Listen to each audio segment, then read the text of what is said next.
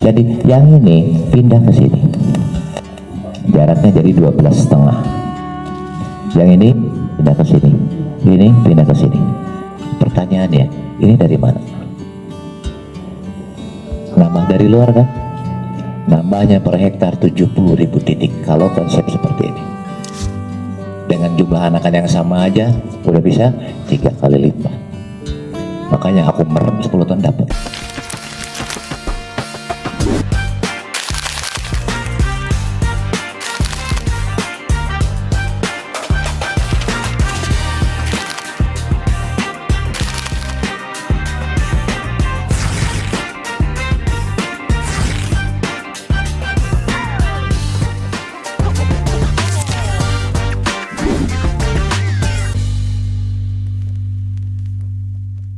Semua itu kan.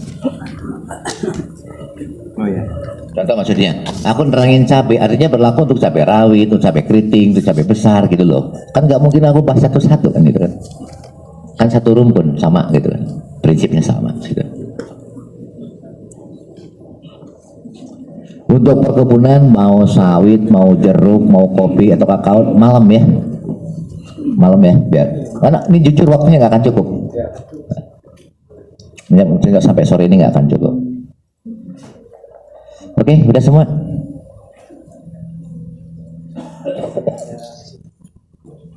Cuma sekali lagi ya, ayah itu orangnya simple. Kalau aku nggak pernah ngerjain, aku bilang apa adanya kayak tadi kan. Apa ini? Ya aku nggak ngerti.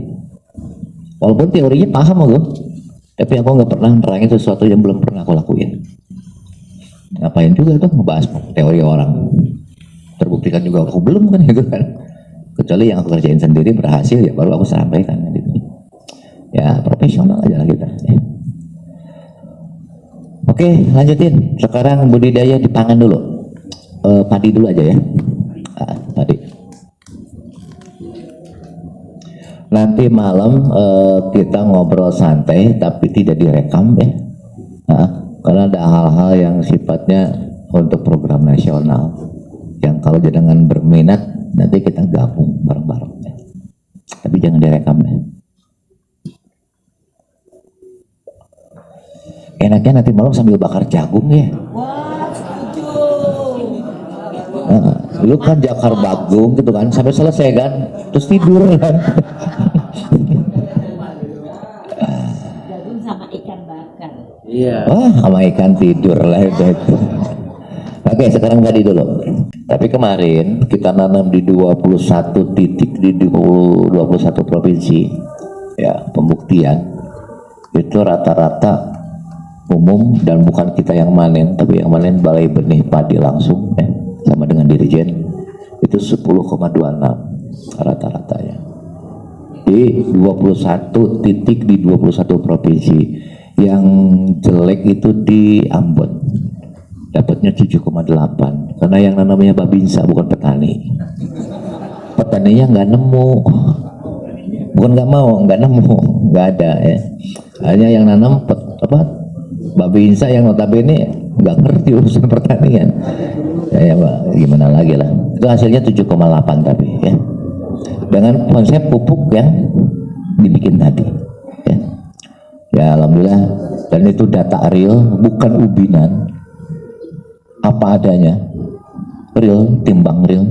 Itu rata-rata yang tertinggi itu di Jawa Barat. Kebetulan Jawa Barat waktu itu kemarin nanamnya di Karawang itu dapat 14,7 ya, real itu ya.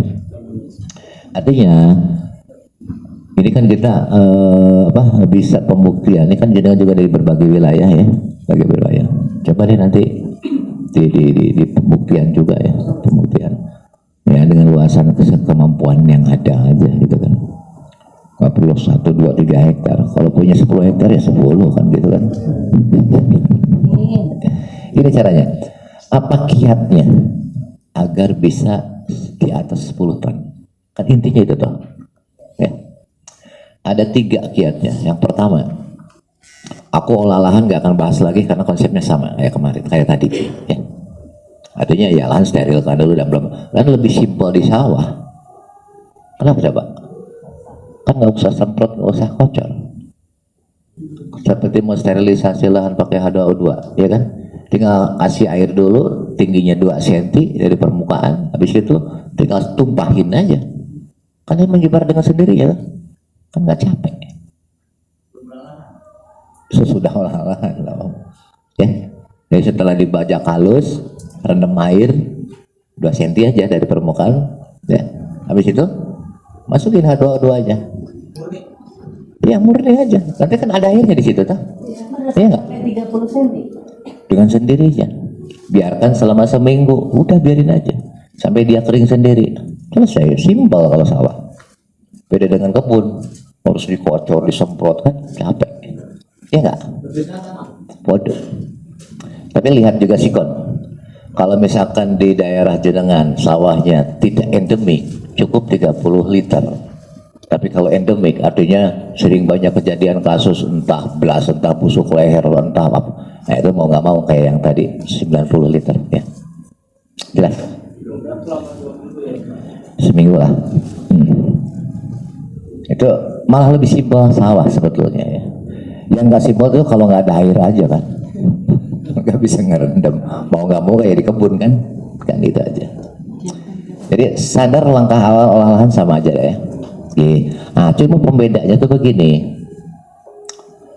Kita belum berbicara semai belum ya.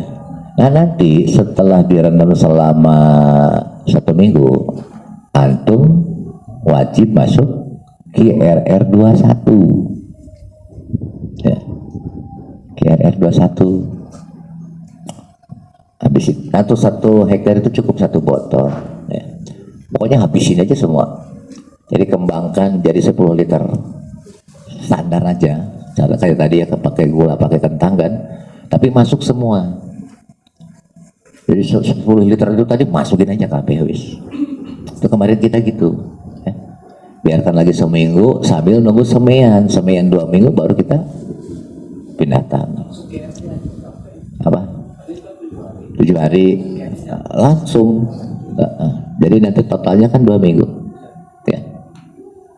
Dengan teknik kayak gitu alhamdulillah lahan kita benar-benar sehat, nggak ada kasus, makanya hasilnya luar biasa ya. Di atas 10 ya.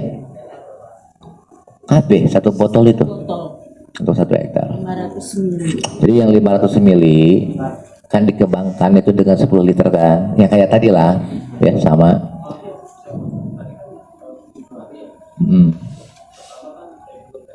ada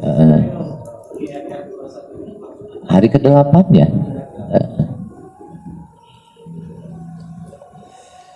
Habis itu biarkan seminggu lagi sambil nunggu semeian sampai umur 14 hari kan gitu.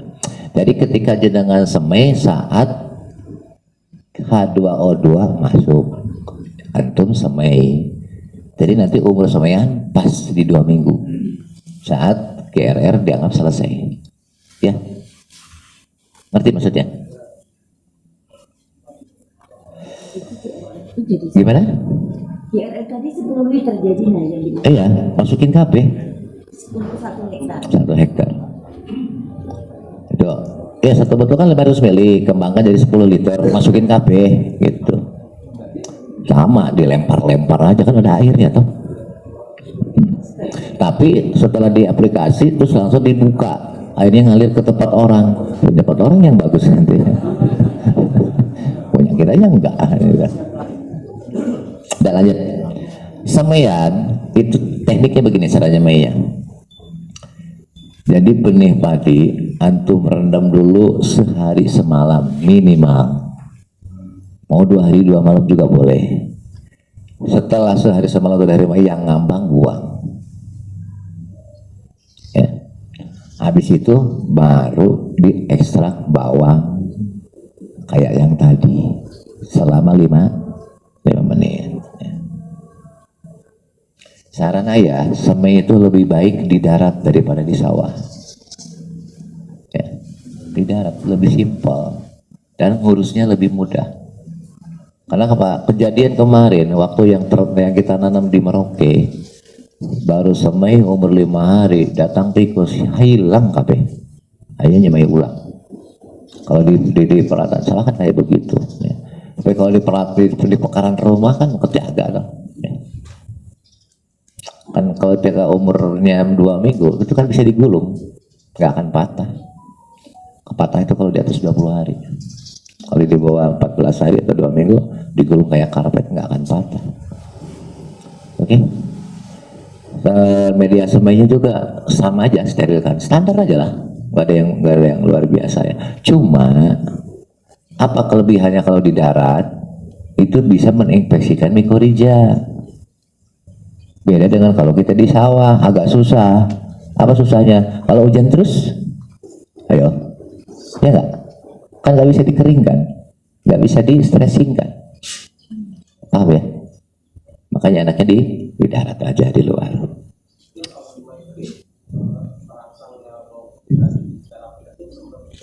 Oh, enggak, itu kan direndam. Direndam ya.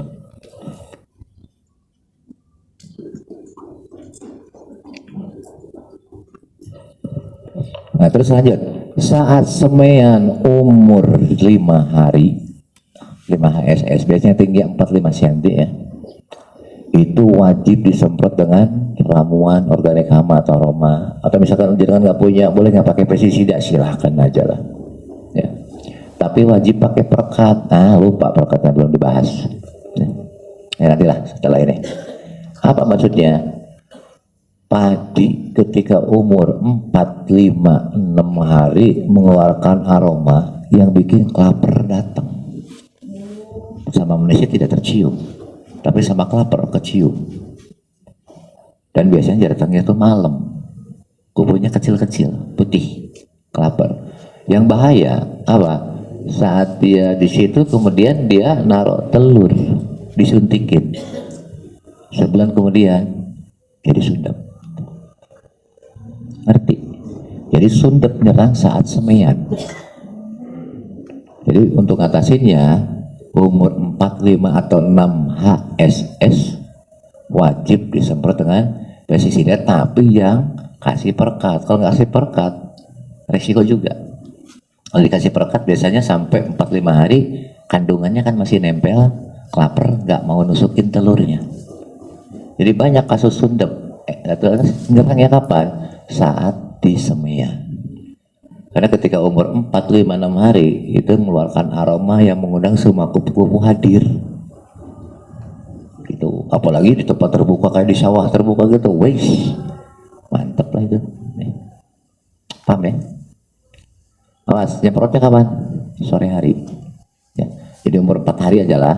Umur 4 hari semprot aroma, tapi wajib ditambahkan perekat ya. Insya Allah kasus sundep nggak ada, karena tertangkal di awal ya. Bisa dipahami? Jelas?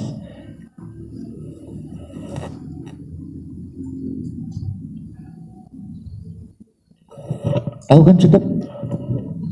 Nanti kelihatannya tuh setelah bunga keluar, lama-lama kering. Begitu dicabut, copot. Begitu dibuka dalamnya ulat. Dan gak ada bolongnya. Kapan? Ya itu tadi saat di semeian dia suntikin telurnya.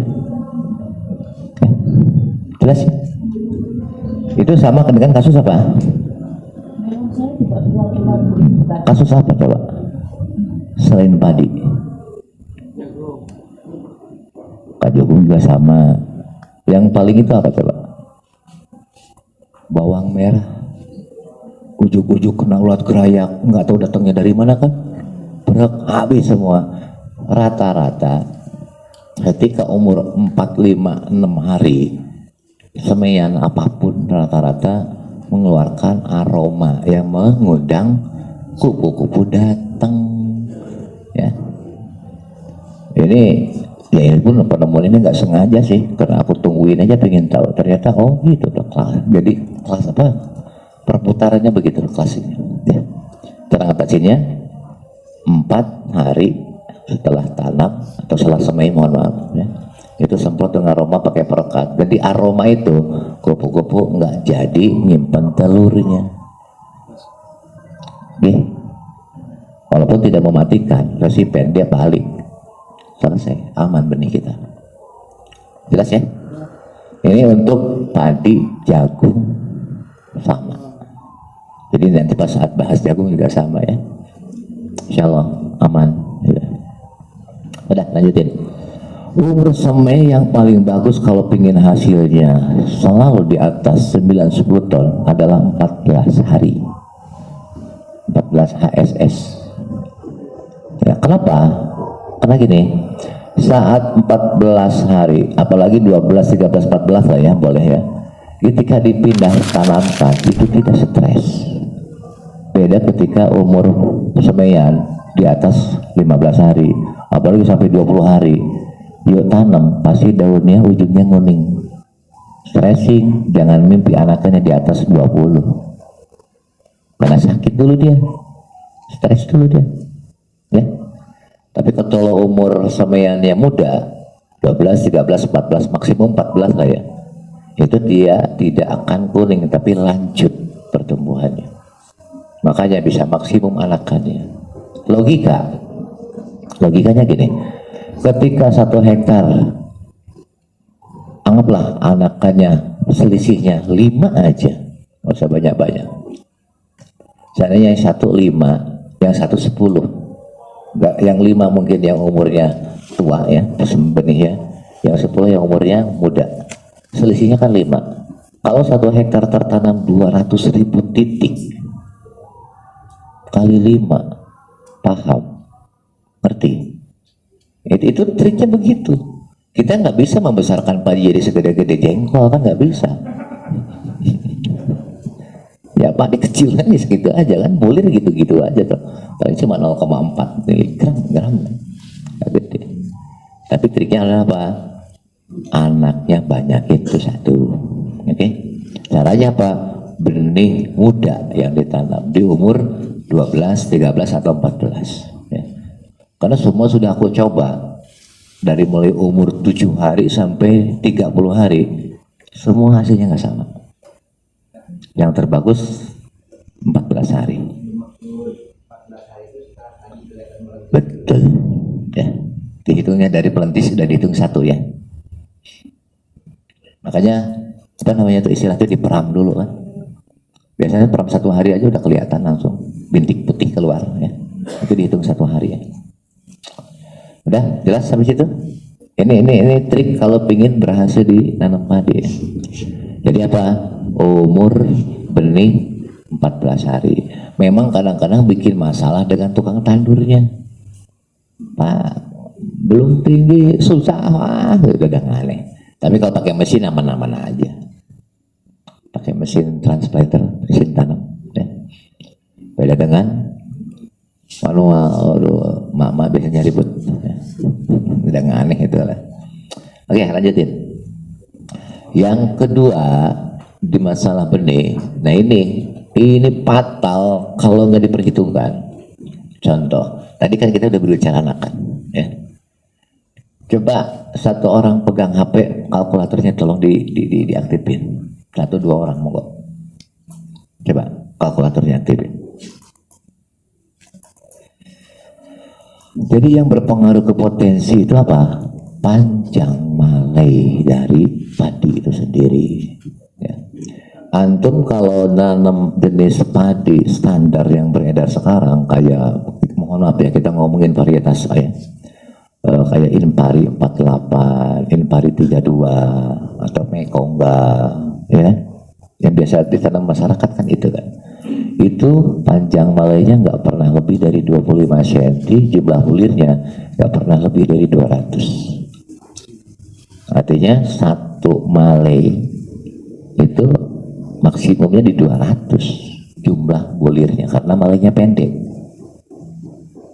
Logikanya coba, seandainya, tolong dihitung ya, pegang HP, anggap yang tertanam 200.000 titik, anggap anakannya 10, tapi anakan produktif, artinya setiap anakan ada malainya, ada buahnya ya.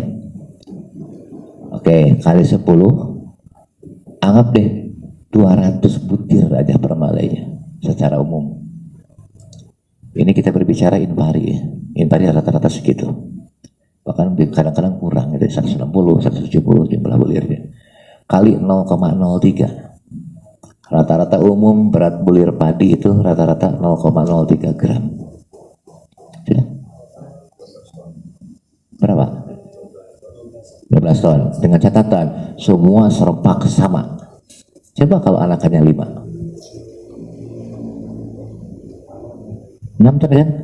Itulah kejadian di masyarakat selama ini. Makanya hasilnya selalu antara 5, 6, 5, 6, gak pernah lebih. Iya kan? Kenapa? Itu tadi. Jumlah anakan sedikit, bulir yang ditanamnya pendek. Makanya kalau ingin berhasil, nanam varietas yang malainya panjang. Ya. Ini yang kelihatan numpuk tuh di saung. Ya, ini punya ya. Itu malainya 400 sampai 800 bulirnya. Makanya kemarin nanam yang sembarangan aja di atas 10 ton semua. Ketika anakannya 5, misal, ya, 10 lah ya. Terus jumlah bulirnya 400, udah 2 kali lipat nggak? Bisa dipahami. Jadi konsep budidaya padi satu, apa? Umur semaian itu yang berpengaruh biar anakannya banyak. Kedua, varietas, cari yang palanya panjang, yang bulirnya banyak. Sejelek-jeleknya 400 bulirnya. Sebodoh apapun nanam padi 10 ton dapat. Itu triknya. Karena kita nggak bisa membesarkan biji padinya, nggak bisa. Paling ya itu tadi ya. Oke, lanjutin. Tapi jangan salah, di praktik di lapangan selalu hasilnya jeblok. Kenapa?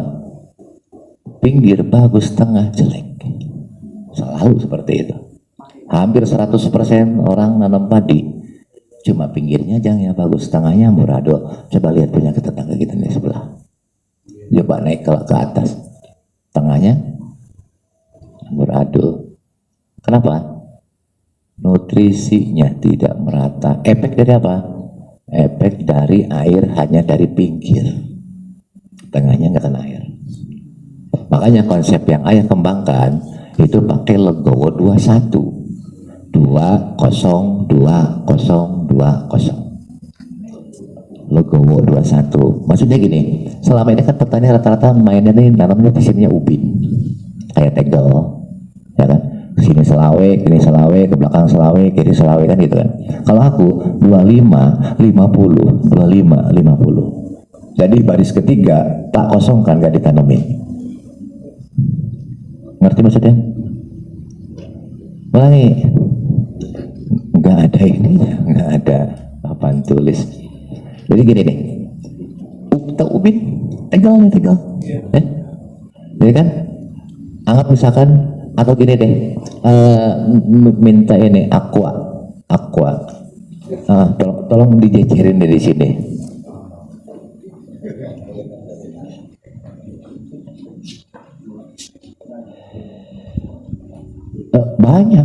Banyak bikin 5 baris lah, gitu, jajar legowo.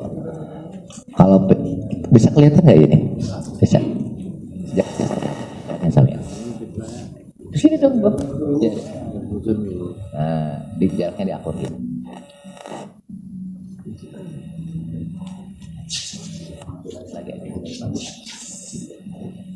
Ya, main-mainan air aja kan ya. Biar logika jenengan masuk. Dah lah cukup. Tolong perhatiin. Satu lagi, boleh. Tolong perhatiin. Ini yang disebut ubin tuh gini, jarak dari sini ke sini misalkan anggaplah 25 cm, ke sini 25, sini 25. Ini ubin, ini masyarakat umum begini Mak. Oke. Nah, kalau aku dibalik, ini dua. Yang sebelah sana aku buang. Jadi 20202. Logikanya ya, tambah sedikit yang ditarik. Betul. Itu konsep legowo punya dinas pertanian. Kalau aku nggak begitu tekniknya. Jadi aku pakai logo per. Ini di apa namanya? telah diaplikasikan. Jadi yang ini pindah ke sini, jaraknya jadi 12,5. Yang ini pindah ke sini, ini pindah ke sini. Pertanyaannya, ini dari mana? Nambah dari luar kan? Nambahnya per hektar 70.000 titik kalau konsep seperti ini. Dengan jumlah anakan yang sama aja udah bisa 3 kali lipat. Makanya aku merem 10 ton dapat. Paham? Ini trik di pola budidaya. Aku kalau pupuk waduh itu juga kok. Ya, kan itu pun sama.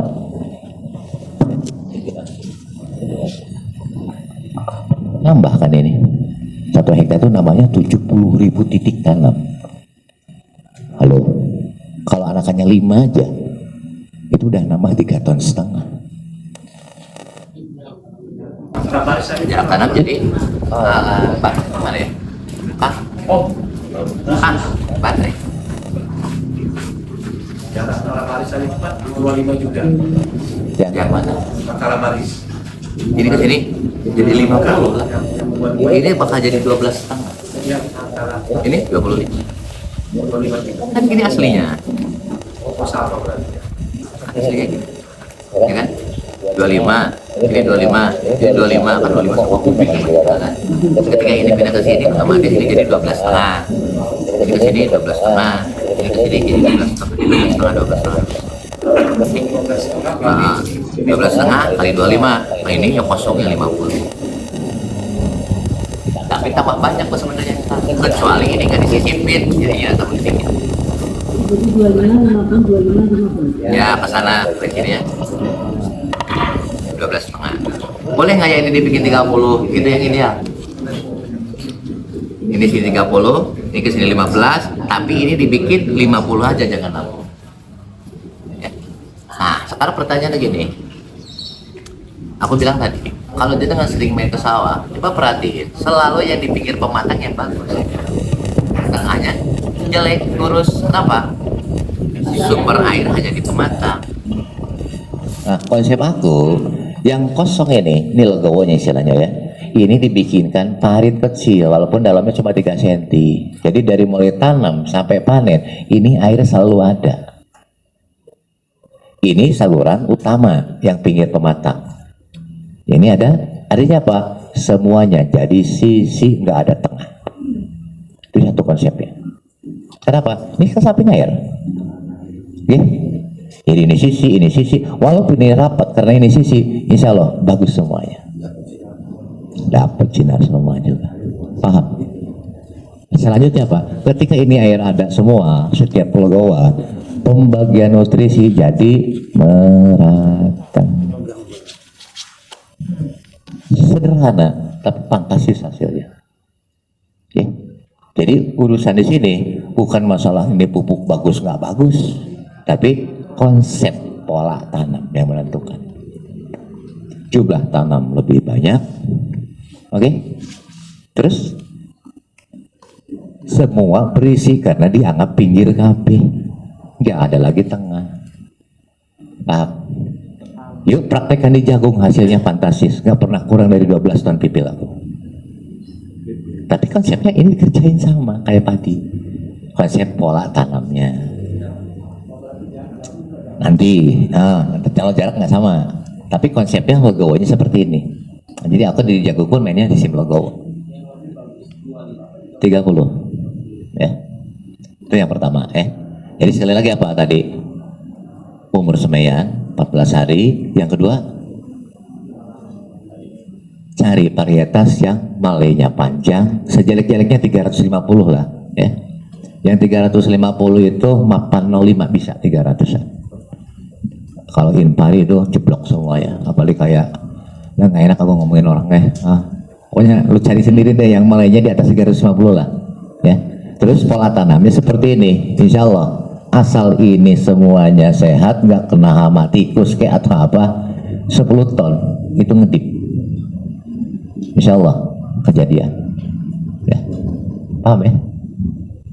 Oke? Ngerti maksudnya, konsepnya? Ya? Apa? Arah matahari tetap barat timur. Kalau kebalik, Tembak kiamat itu.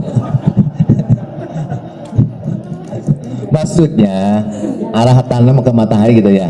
Arah matahari tetap ada. Kita masih hidup loh. Kiamat. Jangan seri-seri bercanda. Jadi ngikutin arah matahari. Kalau nanam kayak begini berarti logikanya nih mataharinya ada di sini. Biar apa? Sepanjang hari tersinari. Oke? Ketika umur masih di bawah 1 bulan, walaupun di sini mataharinya masih kena KP, tapi ketika umur di atas 1 bulan udah tinggi, ketika matahari di sini pagi ini kena, yang ini enggak. Tapi kalau di sini jalo kena KP. Paham? Oke. Sampai sini dulu, ada pertanyaan apa enggak? Oke, bentar. Aku atu-atu aja. Paling banyak 15 kilo kalau sama nanamnya 1. Tapi banyak yang nggak mau nanam kayak gitu mak-maknya gitu. Pak, biasanya kan mereka main cebol-cebol aja kan. Kali itu suka-suka aja lah ya. Tapi pengalaman aku nanam 3-4 anakan yang podo, buang-buang benih sebenarnya. Ya jelek-jeleknya 2 aja lah, 2 atau 3 aja. Nah, sekarang gini, kenapa konsep logo ini aku pakai? Walaupun di lahan jenengan endemik keong, keong hanya hidup di dalam air. Ya, ketika ini parit, ketika itu tandur sampai 5 hari, ini jangan habis tanduran. Jadi air hanya di parit-parit kecil itu aja. Selamat. Walaupun nanam atu nggak dimakan. Masalahnya keong nggak punya tangga, nggak bisa naik dia. Jadi habis tandur 5 hari kalau aku tidak direndam air. Kebanyakan petani kebalik, habis tandur direndam. 1, resiko busuk batang. 2, resiko kalau ada apa? Ada keong habis capek waktu dengan nyulam, ya kan? Paham? Aslo, padi bukan tanaman air, tapi butuh air banyak. Artinya apa? Kelembabannya aja dijaga. Kalau ketika ini ngalir terus, ini kan lembab terus, basah terus. Betul. Sampai situ kebayang? Oke? Jadi itulah salah satu trik kenapa aku kalau nanam padi tidak pernah kurang dari 10 ton. Kalau ini nggak dipakai, aku sama aja sama orang lain, paling dapatnya 5-6 ton. Oke? Paham ya? Oke. Terus, ya ini bikin parit kan susah kalau nggak ngerti trik. Tapi full triknya gampang. 1 hektar 4 jam berdua selesai.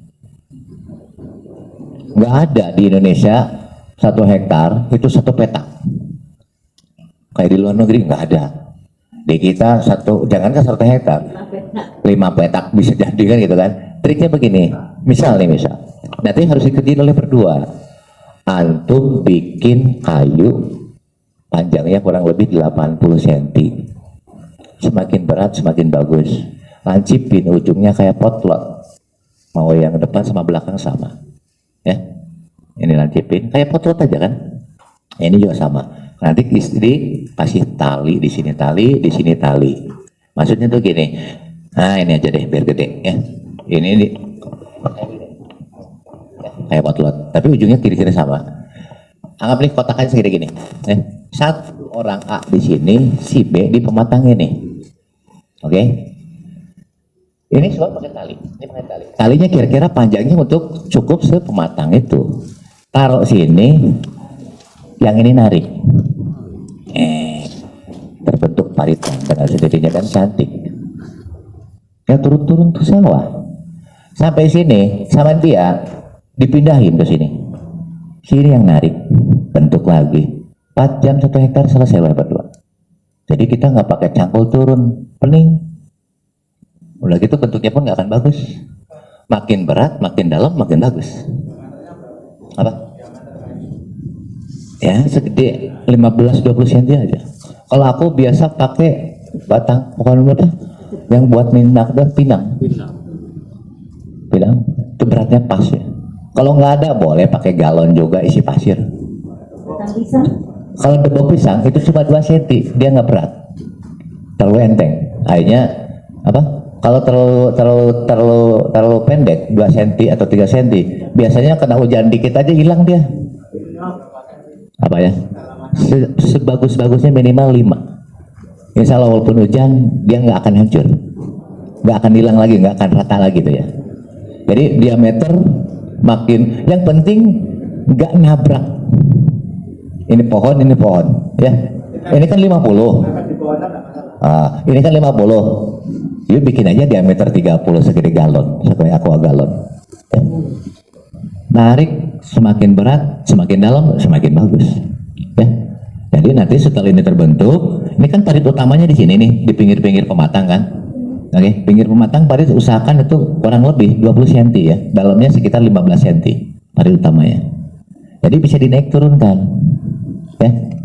Parit utamanya turun, ini turun semua. Oke, paham ya? Jadi intinya apa? Kita bikin parit, maksudnya apa? Biar semua dianggap pinggir, nggak ada lagi tengah. Yang kedua, pembagian nutrisi jadi merata. Yang ketiga, kita bisa menghindari serangan keong. Paham? Ya, insya Allah selamat. Ya. Kemudian arah tanam usahakan barat timur atau timur barat. Ya. Biar apa? Sinar matahari sepanjang hari full masuk. Insya Allah masalah kasus jamur retek beng itu berkurang, walaupun gak diurus. Bisa dipahami? Ya. Selanjutnya, yang terakhir. Biasanya masalah di sawah itu adalah apa? Rumput. Nah, itu yang bikin orang males. Ya. Bahkan kadang-kadang kebalik, saking malesnya, ujungnya rumput lebih tinggi daripada padinya kan. Gimana caranya dari awal tanam gak pernah tumbuh rumput sampai panen? Ada triknya. Pakai herbi? Enggak.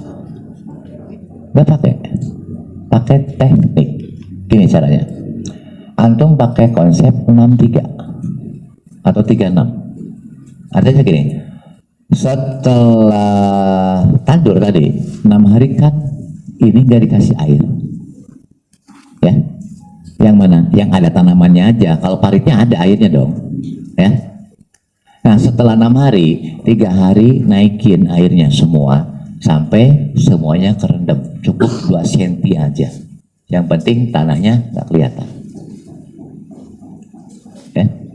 Ulangi terus sampai umur 2 bulan. Aku jamin rumputnya nggak numbuh. Itu masalah kalau airnya gampang diurus. Kalau yang nggak diurus, nah itu bikin masalah juga kan. Harus main gosrok kalau yang nggak bisa diurus. Tahu gosrok? Ya. Tapi kalau misalkan airnya normal, bisa diatur, main di 36, ya. 3 rendem, 6 bukan kering, airnya diturunin, tapi di parit-parit kecil tetap ada. Terus aja kayak begitu. Itu nggak pernah numbuh rumput. Itu triknya gitu. Ketika lahannya bisa diatur, airnya gampang ya. Tapi kalau enggak ya mau nggak mau harus digosrok umur 12 sama umur 22 hari 2 kali gosrok. Mau nggak mau itu. Ketika kita nggak agak kesulitan lahan kita masalah air ya. Pupuknya masuk vegetatif 4 kali, generatif 4 kali. Dimulai di minggu pertama, selisih seminggu aja. Hari ke-7, hari ke-14, 21, terus 28. Nah, nanti dimulai lagi generatifnya 40, 47, terus 54, tambah seminggu aja. Ya boleh nggak jaraknya 10 hari? Boleh, tapi maksimum. Artinya hari ke-7, 17 gitu ya, 27 boleh. Tapi paling rentangnya, intervalnya nggak boleh lebih dari 10 hari. Apa? Mengganggu ke pertumbuhannya. Ya. Interval lebih pendek lebih bagus. Kalau aku biasa main di 4 kali aja aplikasinya. Bisa dipahami? Itu pemupukan, mau vegetatif maupun generatif. Cuma nah, saat umur 40 hari boosternya wajib masuk. Apa maksudnya? Biar serempak keluar bunganya. Artinya sehamparan bunganya keluarnya bareng. Ya. Jadi masuk mulai umur 40 ya. Booster yang tadi kita bikin tuh, terus aplikasikan. Berapa kali? Kalau boosternya bagus 1 kali cukup. Ya. Kalau kurang bagus diulangi 2 kali aja maksimum. Ya. Insya Allah bunga itu serempak jadinya. Wih cantik. Oke. Jelas. Terus biotonik kapan masuknya? Barengin dengan pupuk vegetatif, mixkan aja. Jadi ketika kita masuk pupuk vegetatif, masukin aja sekalian dengan biotonik. Asam amino kapan masuknya? Lihat kondisi. Kalau tanaman sehat nggak perlu. Kalau tanaman kelihatan kurang sehat baru masuk. Itu kondisional. Ya, kalau asam amino. Tapi saat mau masuk generatif, asam amino wajib masuk 2 kali di umur 60-70. Itu fungsinya untuk apa? Biar seluruh bulir dari ujung ke pangkal ngisi KB. 60 sama 70. Jadi umur 60-70 itu masuk asam amino. Saat vegetatif lihat kondisi aja. Kalau normal nggak usah. Ya. Kalau abnormal, misalkan kelihatan pertumbuhan kurang bagus, kurang tinggi gitu kan, nggak seperti yang lain, baru masuk. Kalau normal nggak usah. Oke. Tapi ketika masuk udah generatif, umur 60-70 tuh kan udah bulir udah keluar tapi masih hijau. Nah, itu wajib masuk 2 kali. Apa maksudnya? Biar bulir dari ujung ke ujung, dari ujung ke pangkal, itu bulirnya ngisi semua. Lu kosong 10% aja berapa ton hilang itu? Ya gak? Capek-capek kita ngurusin pola tanam biar banyak anakannya, terus kemudian bulirnya cuma separuh-separuh isinya, sama aja bohong. Ngerti nggak? Jadi saat umur 60-70 asam amino masuk. Kapan masuknya? Barengin aja dengan pupuk generatif biar nggak capek kerja. Paham maksudnya? Ya, kan masuk pupuk itu nanti umur 40, 50, 60, 70 ya kan? Nah umur 60, 70 tambahin asam amino, wis gitu aja. Jadi nggak kerja double. Bisa dipahami? Habis itu apa? Ya tinggal tidur aja, banyak doa sampai panen kan itu. Paling tinggal ngurus hama. Kalau hama kan biasanya kan datangnya dari luar. Ya. Burung apa? Burung makan. Burung siapa dulu ini? Gini, aku nggak nerangin bahannya di Google, ketik aja cara membuat ramuan pengusir burung ayah manjal keluar. Ya, tapi itu aplikasinya bukan sudah ditanam, nggak boleh.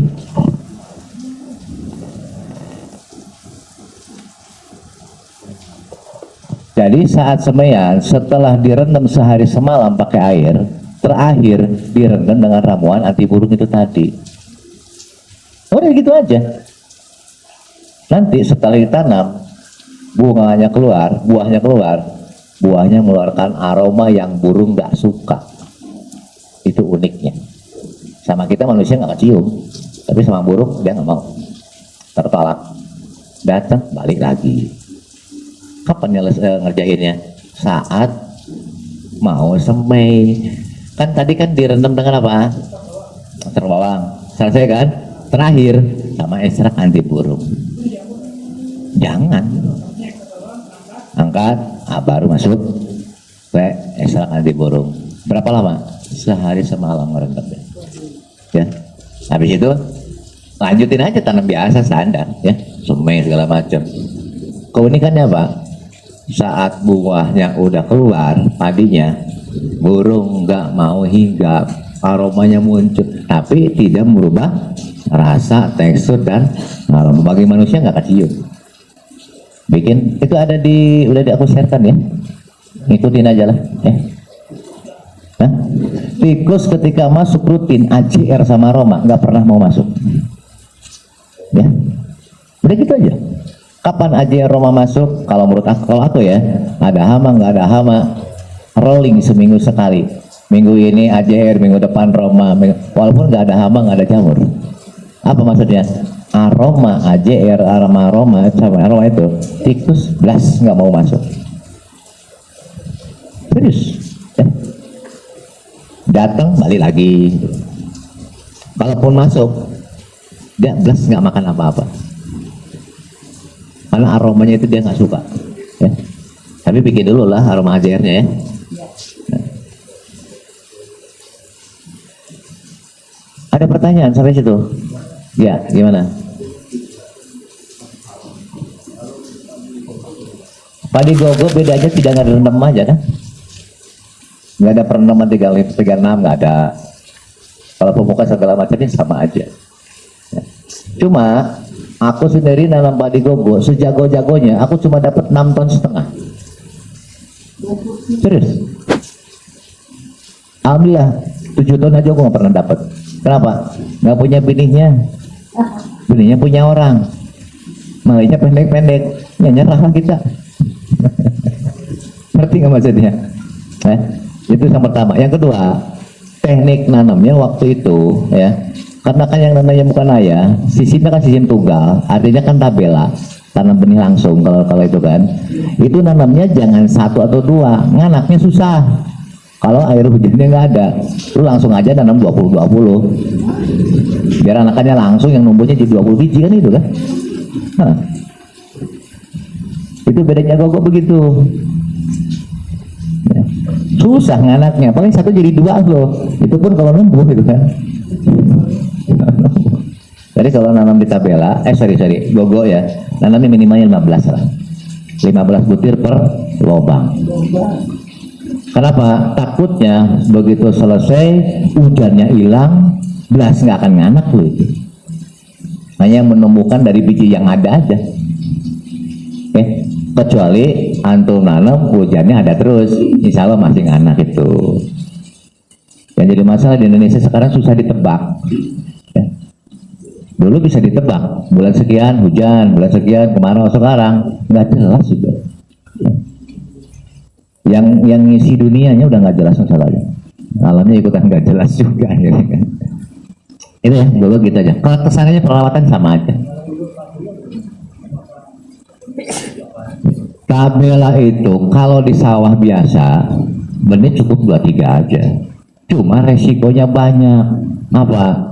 Saat belum berakar hujan gede ngilang ke bawah air, resikonya banyak. Aku nggak menyarankan tabela di sawah. Udah gitu apa? Burung hilang dipatokin burung juga, resiko lah itu. Oke lah, ini udah habis setengah jam bahas tadi loh. Apa? Satu lagi aja ya. Boleh. Apa? Mainnya di 2.500 kalau di mic. Ya. Kalau tunggalan 3.000, kalau di mic 2.500 saja. Ya. Tapi kalau di padi insya Allah nggak pernah gosok. Walaupun 3.000, paling daunnya hijaunya pekat banget. Itu cirinya gitu aja. Berarti ini kelebihan dosisnya. Kan ada BWD-nya, ada bagian warna daun kan, ya. Yang normal itu warnanya seperti apa gitu kan. Susah aku nerangin yang warna hijau kayak apa. Karena kan imajinasi kita nggak sama loh ya. Nah, ya beli aja BWD-nya 10.000 perak itu kan murah. Ya, gimana? Mau semprot mau kotor suka-suka jenengan. Ya, mana yang menurut jenengan paling mudah? Nggak ada keharusan. Yang penting kerjain. Ya. Kalau nggak dikerjain kan percuma juga itu. Jadi dengan teknik dengan semprot aja. Cuma bedanya gini. Kalau paritnya normal, yang seperti aku bilang tadi, sebetulnya kita nggak usah muter. Ini petakan ini nih, misalkan masuk dari atasnya, misalkan lubangnya di sini ya, nah, lu turunin dulu airnya, saat masuk pupuk, buka pintu air, kocorin ke situ, kan nggak capek, ngikut loh. Tapi kalau airnya yang normal itu, artinya yang bisa diatur airnya itu tekniknya gitu gampang, itu teknis aja lah ya itu ya. Jadi mau spray silakan, mau kotor silakan, mau teknik alur air juga silakan.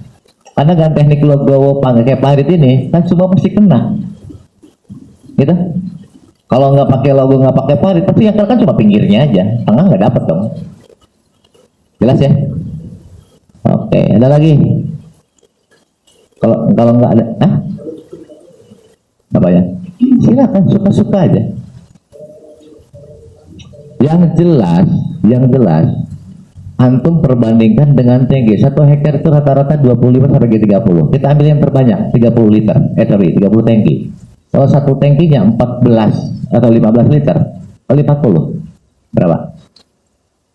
600 liter kan? Ya udah, mau dikocok mau apa bodoh. Yang penting 600 liter habis. Ngerti nggak maksudnya? Mau disemburin pakai mulut juga bodoh. Apa?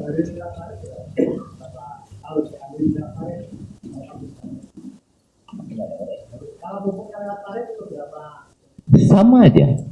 Tapi pakainya apa saat dialirkan. Tapi gini loh, ini tekniknya harus ngerti juga. Kalau dialirkan pakai paritan, ya, itu sudah dalam keadaan jenuh air tanahnya, sawahnya. Kalau sawahnya kering, nyampe 10 meter, nyerap kabeh ante, ngerti nggak maksudnya? Ya, makanya aku bilang teknik itu hanya bisa kalau airnya normal. Kalau nggak normal susah om. Ya, lebih baik pakai kompor, kocor atau semprot. Ya. Itu kondisional. Tapi itu kalau normal, enak banget, nggak capek ya. Ini kita lewat aja dulu ya. Secara garis besar tadi seperti itu. Rahasianya di situ. Ketika kita pingin hasilnya selalu di atas 10 ton. Kan luar biasa 10 ton. Nih. Apalagi dijadiin benih. Banget luar biasa ya. Mau 1 kilo jadi 50.000. Yang lainnya 6.500 ya kan? Bener gak? Yang mahal apa ilmunya? Ngerti gak maksud aku? Ditanam 1 hektar dapat 10 ton. Standar pemerintah 6.500 GKP, ya kan? Berarti berapa dapat duit? 65 juta kan? Gue dijual. Berapa biasanya aku jual? 75.000 kan? Lu hitung aja duitnya gue berapa 1 hektar. Itu efek bedanya otak lu sama otak gue di situ aja kan. Kebuka kan? Nyari duit di pertanian tuh enteng kalau punya basic keilmuan. Gitu? 75 kali 10 ton, 750 juta hektar. Kok bisa? Gua kan jadi benih, nggak jadi beras. Oh iya. Nah nanti malam gua bahas gimana cara menangkarkan benih padi yang benar. Ya. Kalau tadi kan budidaya nanam nih, sama nggak budidaya nanam untuk beras sama untuk penangkaran? Nggak sama. Ada kiat-kiatnya beda. Nanti malam buat bonus ya. Ingetin aja. Kalau nggak diingetin aku biasanya lupa. Dan kadang-kadang pura-pura lupa juga kan. Oke sekarang berkat dulu. Orang inget aku. Kita bikin yang paling simpel ya. Yang nggak perlu beli ke toko kimia lah ya. Yang paling simpel. Ya, artinya di warung juga ada. Yang pakai sabun tapi ya. Gini, Mama Lemon boleh, Mama Sinta boleh, apapun mereknya lah ya. Yang penting sabun cair. Aku pernah pakai sabun apa sabun? Sampo ya. Alhamdulillah, nggak bener. Serius. Aku pernah nyoba Sunsil, Pantene itu, nggak waras ternyata, nggak bagus. Terus aku pernah juga pakai apa? Rinso cair, nggak bagus juga. Yang bagus, yang pencuci piring.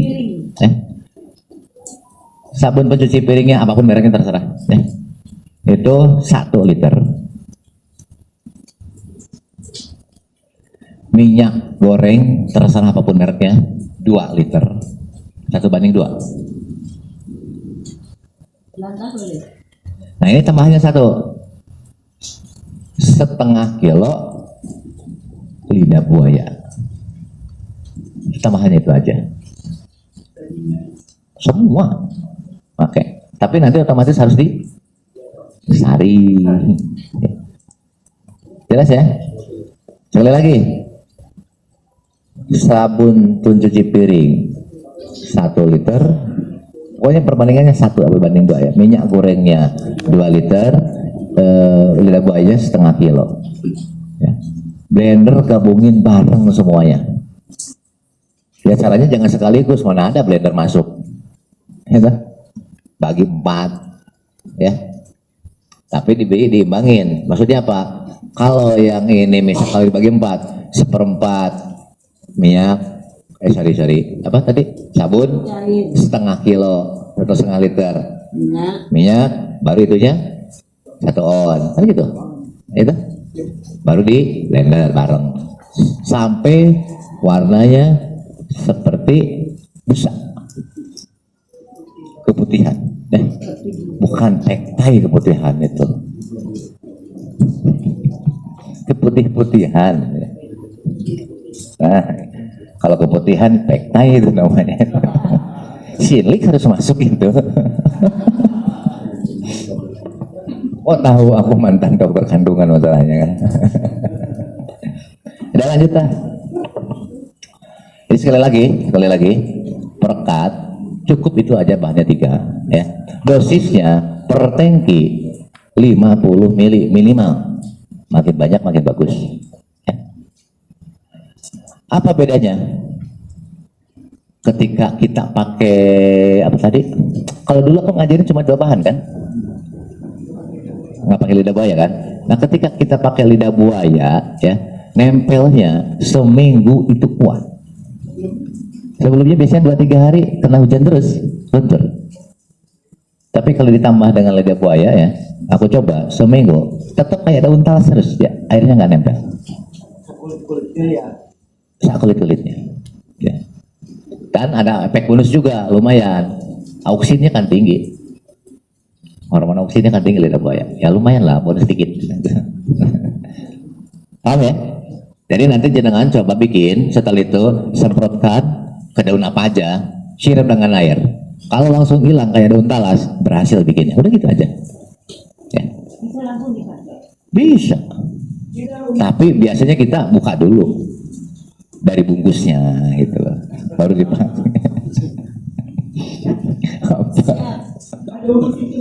Apa? Nggak ada, unlimited itu ya.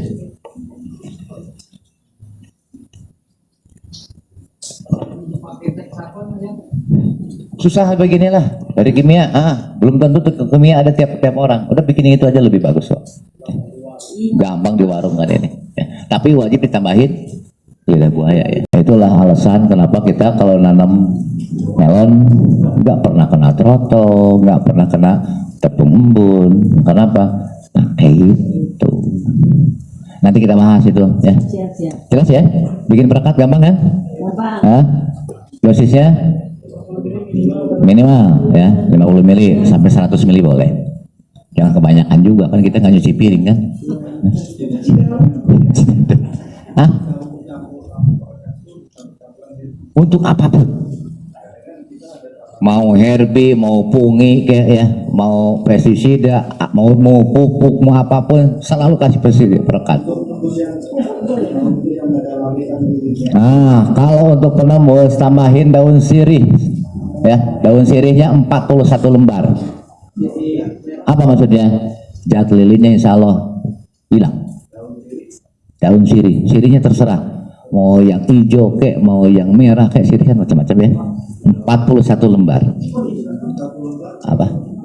Per yang tadi. Oke. Per yang komposisi yang tadi, yang 1, 2 itu. Blender sekalian. Perasaan bau apa ya?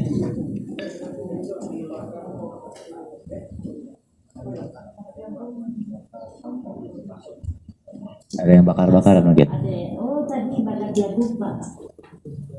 Perasaan belum. Bau nan? Hah? Oh babi kerupuk. Aduh. Lah. Kerupuk nak kade gitu ya. Oke, jadi sekali lagi aku kalau pengen sukses semua aplikasi mau pupuk vegetatif mau generatif, karena jangan sampai begini. Ketika kita semprot misalkan pupuk baru sejam hujan gede bubar.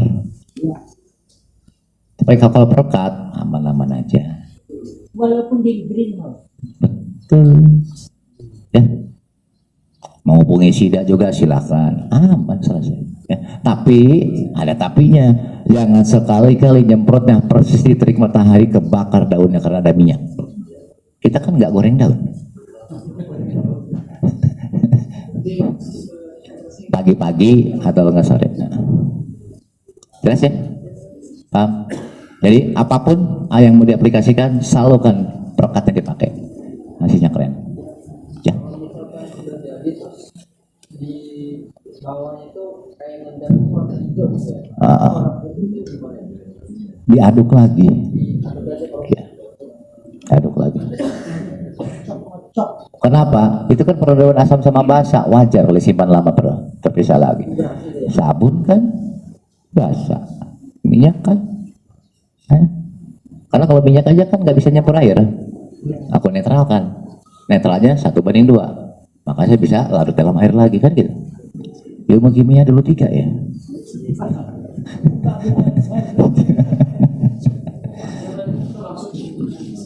Untuk apapun, wah herbisida tambahin itu selesai udah awet itu.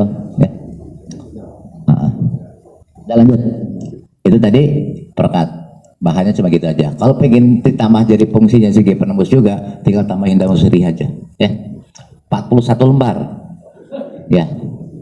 Resep herbisida itu ya? Apa? Enggak dibahas maksudnya. Oke, sekarang jagung dulu. Kita budidaya dulu lah. Nanti yang tambahan-tambahan gitu di malam hari ya. Nah, buat bonus-bonusan lah. Tapi nanya, kalau nggak nanya aku nggak jawab. Karena ketika nggak nanya berarti aku anggap bisa semua. Begitu loh. Aku orangnya gitu, simpel. Oke, sekarang jagung. Ya, pola tanam untuk tanahnya sama, apapun tanamannya. Jadi aku nggak bahas lagi olah-olahan. Ya. Cuma, ada cumanya. Khusus untuk jagung, bagusnya masuk 20% pupuk kandang. Yang bagus ayam. Dilarikan yang mau ditanamnya. Mau dihamparin gitu enggak. Ya. Atau gini aja biar nggak pusing ya, 1 hektar 200 karung wis titik gitu aja ya. Daripada mikir-mikir 20% mumet loh ya. Yang bagus yang mana? Apa? Yang karung-karung lah, yang 50 kilo itu kan bebas. Bebas. Yang paling bagus pedaging ya. Tapi kalau tanahnya lengket, bagusnya yang pedaging juga. Kadang kan kandung sekam biasa ya. Tapi kalau lahan yang normal, bagusnya petelur. Kondisional itu. Ya. Misalkan di tanahnya lengket, cepol kalau orang sudah bilang, ya, lengket, itu bagusnya pakai yang pedaging. Karena biasanya pedaging suka ada sekamnya. Kalau menjadi poros dia. Gitu. Tapi kalau tanahnya udah gembur, pakai yang petelur aja.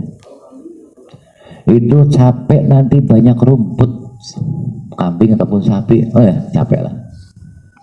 Ujung-ujungnya rumputnya banyak banget itu. Yang paling bagus, pengalaman aku, ayam petelur, itu yang paling bagus. Tongkolnya, batangnya bisa segede-gede tangan. Ketika tongkolnya besar, batangnya besar, maka tongkolnya bisa besar lagi. Nanti habis ini aku ajarin gimana caranya tongkolnya 4, 5, 6, 7, 8. Apapun varietas yang bodo amat. Jagung apapun bisa kita rekayasa. Sekarang pola tanam aja dulu. Pola tanamnya antum logo super kayak tadi padi, cuma bedanya ini 25, jarak antar legowonya 75 sampai 80 cm. Kalau tadi kan cuma 50. Ya kan? Nah, kalau jagung 75 sampai 80. Kenapa? Susah nanti ngurus kalau udah tinggi. Susah jalan masuk kita. Idealnya 80. Kalau aku biasa 80. Ya. Ininya tetap 30. 25. 25. Ke belakang juga 12. 15. 25 ke belakangnya 15. Itu antar logonya 80. Biar kita ketika ngurus nggak susah jalan, Mas. Mau 30 boleh, 25 boleh, ke belakangnya 15.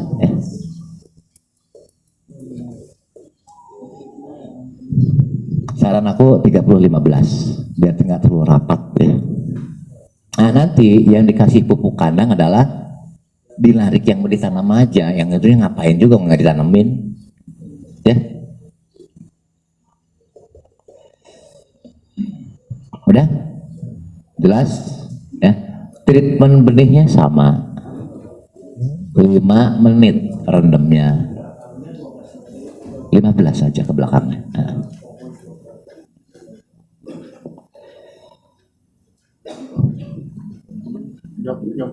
30-15, kesananya 80.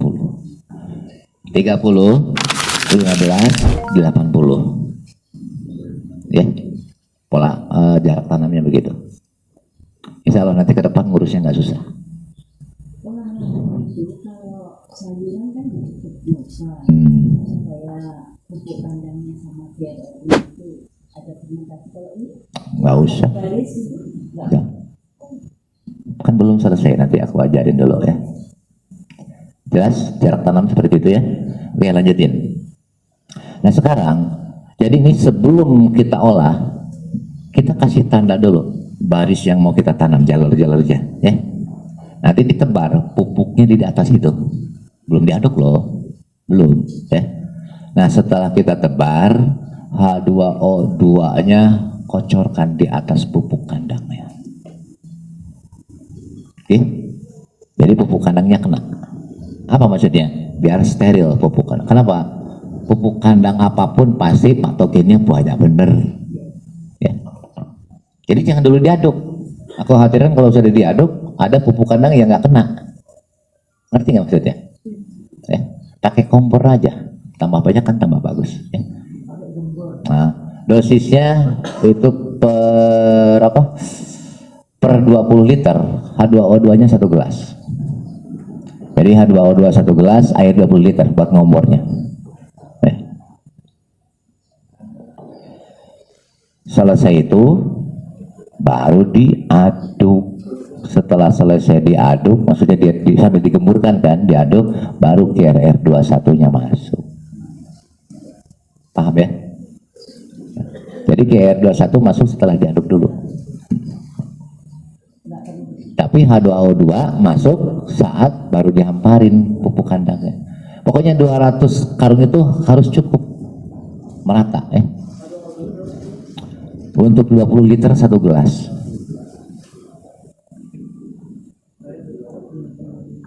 Udahlah, pokoknya dosisnya gitu aja lah, pakai ya. Ini khusus untuk jagung ya, khusus untuk jagung.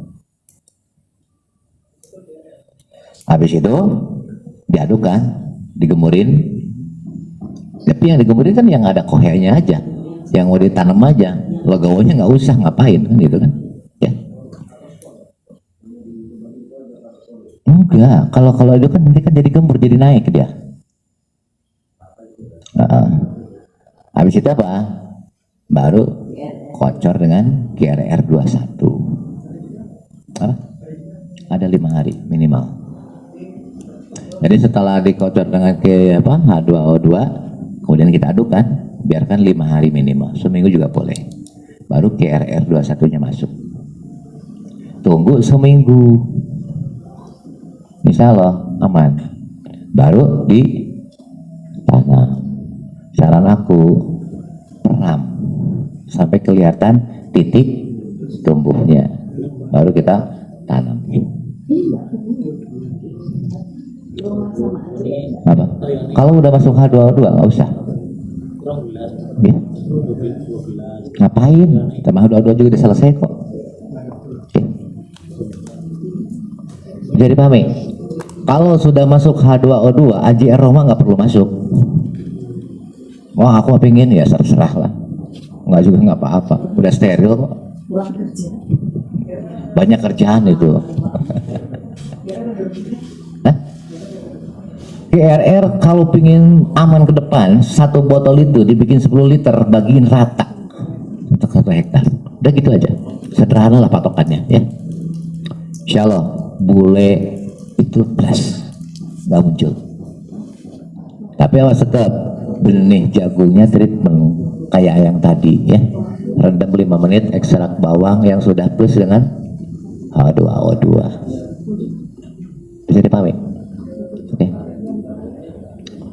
Nah terus sama kayak sama yang tadi, umur 4 hari setelah tanam biasanya tingginya 2-3 cm, semprot dengan Roma yang plus dengan perekat biar calon ulat nggak masuk, kupu-kupu nggak datang ya. Biasanya nyerang itu saat umur 40 hari pecah di dalam pucuk-pucuknya itu, lama enak itu kalau udah muncul kayak gitu ya. Biasanya tingginya baru 1 meter itu, ulatnya banyak. Efek dari apa? Umur 4 hari setelah tanam nggak dilindungi dengan pestisida. Artinya apa? Kupu-kupu malam bukannya titipus pak ini. Titipus. Jadi naruh telur di kalau kepucuknya repot, nanti netes jadi ulet nyerang. Jadi umur 4 ya, 4 hari setelah numbuh, biasanya baru tinggi 2-3 cm lah, baru segini. Itu semprot dengan Roma yang plus dengan perekat. Kalau nggak pakai perekat, nggak ngepek loh, karena baunya hanya sesaat itu. Tapi kalau pakai perekat sampai seminggu baunya nempel. Gitu. Gimana?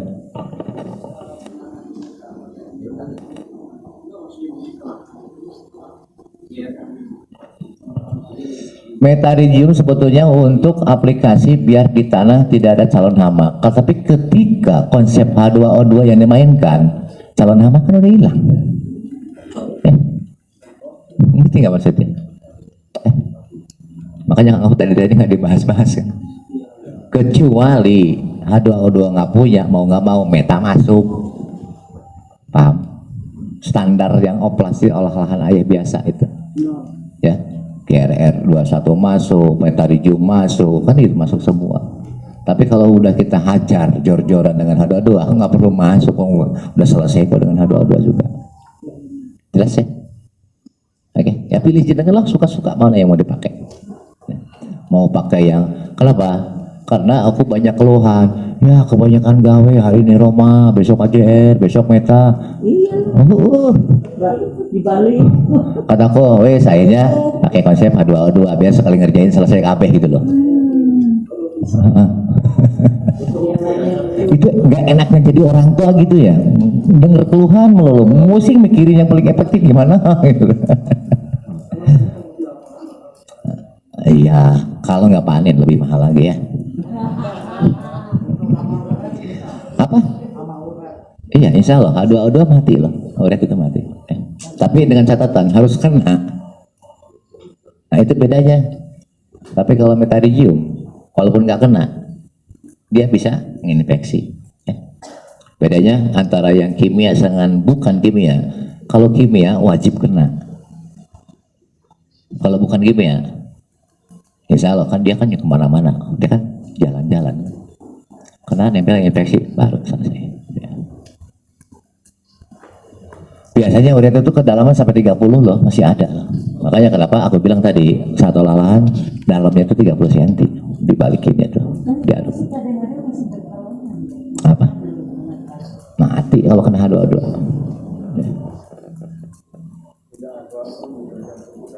Apa? Itu buang-buang duit.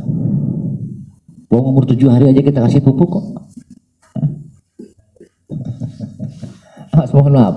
Kalau dengan perhatiin tadi, aku nanam padi nggak pakai pupuk dasar, ya nggak? Kenapa? Umur 5 HST aja kita masuk pupuk kok, terus ngapain pakai pupuk dasar, buang-buang duit aja, ya nggak? Oh, ya kan? Paham ya?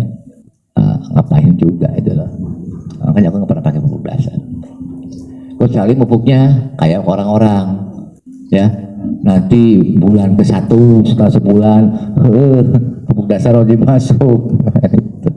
Kalau aku enggak, karena kan umur 7 HST aja udah masuk aplikasi pupuk vegetatifnya. aman-aman aja. Ya. Ada lagi pertanyaan? Jadi jagung satu tadi pola tanam begitu kan? Umur tanam setelah 4 HSS wajib semprot. Nah ini pupuk masuk mulai umur 7 hari. Jadi 7 mau 10 hari sekali boleh, tapi yang paling bagus seminggu sekali. Jaraknya, jeda intervalnya 4 kali juga sama kayak padi. 4 kali vegetatif. Apanya?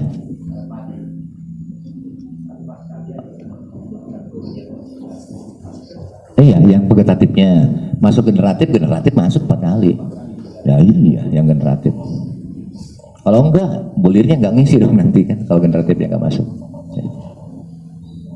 Oke, lanjutin.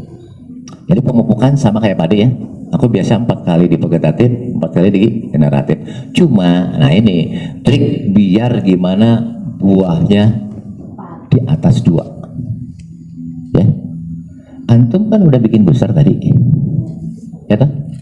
Persis umur 40 hari setelah tanam. Oke. Yuk masuk booster 3 hari sekali. Semprot seluruh tanamannya. Batangnya, daunnya, pokoknya harus semprot kabeh sampai kena. 3 hari sekali selama 3 kali. Apa? 40 hari. Ya. Setelah umur 40 hari, antum masuk booster tunggal. Jangan pakai generatif tapi nggak boleh. Booster tok. Ya. Itu diulang 3 hari sekali selama 3 kali. Jadi umur 40, 43, 46. Biasanya umur 50 setiap keluar calon bakal buah. Kalau misalkan daun ketiaknya ada 8, semuanya muncul rapi. Tinggal antum pilih mana yang paling bagus. Yang nggak bagus potelin aja buang. Oke? Saran aku buahnya cukup 4 maksimum. Bukan rumit. Rumitnya pemberian nutrisinya. Kalau yang belum paham malah nggak ngisi. Jagungnya tetap ngisinya cuma 2 atau 3, yang lainnya kosong. Oke, lanjut dulu. Jadi setelah kita masuk umur 40 hari, masuk booster, jedanya 3 hari sekali, 3 kali berturut-turut. Dosis sesuai standar. Ya. Nah, biasanya masuk usia 50 itu calon bakal buahnya muncul di seluruh ketiak. Biasanya munculnya cuma 1 atau 2. Ini semua seluruh. Ya. Habis itu antum pilih mana yang calonnya, kalau udah segede jempol kan udah kelihatan. Pilih yang mana yang paling bagus bentuknya. Ya, yang nggak bagus potel aja buang. Paham? Nah, tapi ada syaratnya. Saat umur 50 itu kan wajib udah masuk generatif kan. Yuk pupuk generatif jor-joran kayak apapun yang berbuah isi cuma 1 tongkol. Tongkol 2, 3, 4 ke atas kosong. Kenapa? Akar gantungnya wajib ditimbun tanah. Dan pemupukan tidak boleh melalui daun. Kalau buahnya lebih dari 1 harus dikocor. Kenapa? Karena nutrisi untuk setiap ketiak ada di akar gantung masing-masing. Maksudnya gini, misal nih antum udah nanam jagung ya, biasanya umur 40 hari itu sudah calon akar itu keluar dari ruas-ruas. Biasanya 4 sampai 5. Yang pertama kan nancep di tanah. Oke. Nah, akar gantung yang pertama yang kelihatan itu nutrisi untuk bobot buah di kelopak yang di atas ya, yang kedua. Itu tidak masuk ke tanah, kosong. Jagungnya nggak akan berisi. Ngerti maksudnya? Logikanya, karena ini asupan nutrisi melalui akar, maka pupuknya kocor, bukan semprot. Paham? Walaupun ditimbun, pupuknya disemprot, dispray, tetap kosong yang kedua, ketiga, keempatnya. Walaupun ada ompong-ompong nggak jelas. Ya. Paham ya? Nah nanti, kalau pingin dibuahkan yang ketiga, maka akar gantung yang kedua pun harus tertutup timun, biar nggak pusing, timun aja kabeh. Ya. Nggak boleh ada kelihatan akar gantung di luar, tapi nutrisinya masuk di kocor, bukan disemprot. Insya Allah seluruh buahnya ngisi kabeh. Nanam 1 sama dengan nanam 4 hektar kalau buahnya jadi bener 4 semua, bener nggak? Iya loh. Nah, iya. Dulu aku lakukan itu waktu aku nanam apa ya, pionir 27 ya, pionir 27 kan tokonya cuma 1, aku buahkan 4. Direktur pionirnya datang nyamperin, ini benih gue diapain? Kok buahnya bisa 4 dan gedenya sama. Triknya, tapi awas, nutrisinya kalau buahnya di atas 2 wajib masuk 3 hari sekali, nggak boleh nawar. Kenapa? Kalau yuk masuk 10 hari sekali nggak akan sempurna buahnya, kurang nutrisinya. Karena nutrisi yang aku sampaikan tadi 200 ml itu kan jatah untuk 1 gitu. Kalau untuk 3 akan kurang, jadi ujung-ujungnya ngisinya nggak sempurna biji-bijinya. Maka masuk 3 hari sekali dengan dosis yang tetap, 3000 ppm 1 gelas, tapi intervalnya 3 hari sekali. Sampai kapan? Sampai umur 90 hari. Tongkolnya semuanya insya Allah berisi kabeh. Jelas? Ya. Karena dulu banyak teman-teman yang ngerjain, ya alhamdulillah keluar calon tongkolnya 4, tapi yang isi tetap 1 ya, padahal sudah saya bubun. Pupuknya lu salah. Kalau 1 liter pakai gelas Apa? Enggak. 1 liter pakai gelas satu-satu. Enggak. Untuk Pak. Kan pakai yang digendong, yang pakai itu cus cerut keluarnya kan segelas itu. Belilah. Ada alat buat ngocor, ya. Belum tahu. Nggak apa-apa, kan nggak ada urusan itu ya. Betul. Seminggu atau 10 hari sekali kan, tapi tetap 4 kali ya. Tapi kalau dibuahkan 1 kayak padi 4 kali cukup, ya. Insya Allah ngisi itu. Kalau dibuahkannya 1, tapi kalau dibuahnya 2, 3, apalagi sampai 4, mau nggak mau wajib masuk 3 hari sekali sampai umur 90 hari. Insya Allah isinya full semua 4-4-annya. Paham ya? Lumayan, oleh-oleh kan? Insya Allah. Aku pernah teknik kayak gitu, tapi nggak banyak, yang nggak 1 hektar ya. Tapi kalau dikonversikan mungkin hampir sama ya. Jadi aku nyoba nanam 100 pohon. Bulirnya ngisi kabeh. Logikanya sama dengan nanam 400 pohon. Iya nggak? Ngerti nggak maksudnya? Antum coba dulu nanam 10 pohon, buah 1, 10 pohon, buah 2, 10 pohon, buah 3. Coba tes. Lolos nggak? Lolos, nanam 1000 hektar selesai kan itu. Ya nggak? Belajar itu begitu om, ya. Coba dulu pekarangan rumah lah, ya. Ya iya dicoba-coba, jangan buat bikin anak bikin coba-coba. Itu mah kayu putih itu mah. Ya kalau ini di timbun itu setelah data akar terus sebelum Apa? Sebelum aja biar nggak capek 2 kali ya. Biasanya aku tuh sambil nyangin rumput.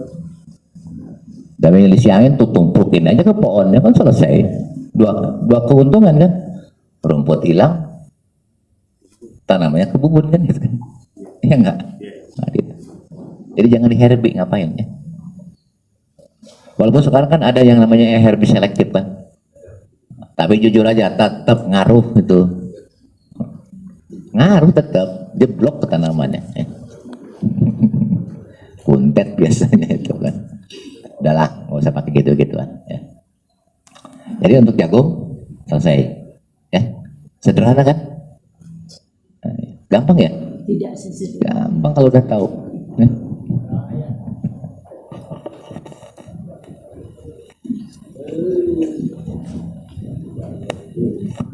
Dulu aku pernah pameran ya di Lombok. Aku mewakili Mabes TNI.